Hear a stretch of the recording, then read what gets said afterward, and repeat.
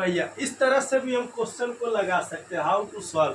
मतलब if 8 orange cost 52, how many orange can be bought for 169।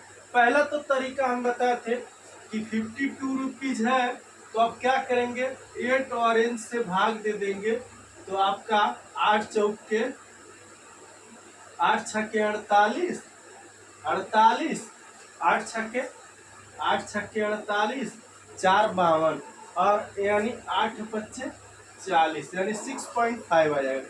तो one orange का cost आपका 6.5 आ गया, मल्टीप्लाई कर देंगे।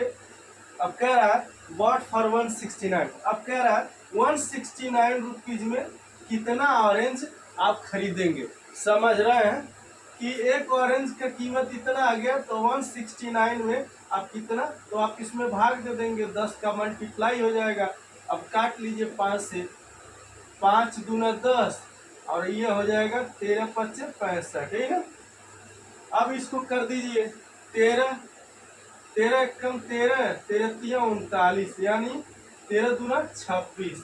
कितना आंसर आ जाएगा, ऑप्शन नंबर सी जो है राइट आंसर है। यानी कितना ऑरेंज आएगा, 26 ऑरेंज आप खरीद सकते हैं, 26 ऑरेंज परचेज कर सकते हैं। ये तो हो गया भैया आपका आसान वाला मेथड, जिसको हम अपने भाषा में आसान से लगा सकते हैं।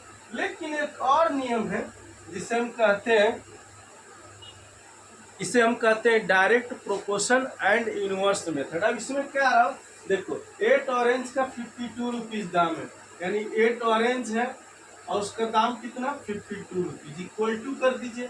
अब क्या रहा 169 रुपीज में, मतलब है रुपया नीचे लिख लीजिए, 169 रुपीज में आपको कितना ऑरेंजवा मिलेगा, कितना संतरा मिलेगा। मतलब 8 ऑरेंज का दाम है 52 रुपया, तो कह रहा है कि 169 रुपये में क्या ऑरेंज मिलेगा। ऑरेंज को मान लीजिए एक्स, ऑरेंज को माना लिख लीजिए लेट,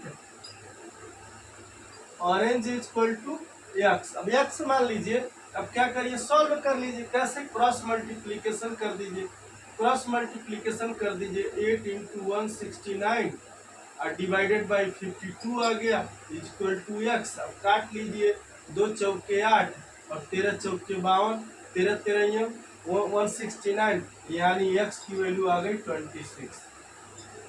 अब आपको पता चल गया कि 26 ऑरेंज मिलेगा। चैनल को लाइक कीजिए, सब्सक्राइब कीजिए, अपने दोस्तों में शेयर कीजिए। मिलते हैं नेक्स्ट वीडियो में। जय हिंद।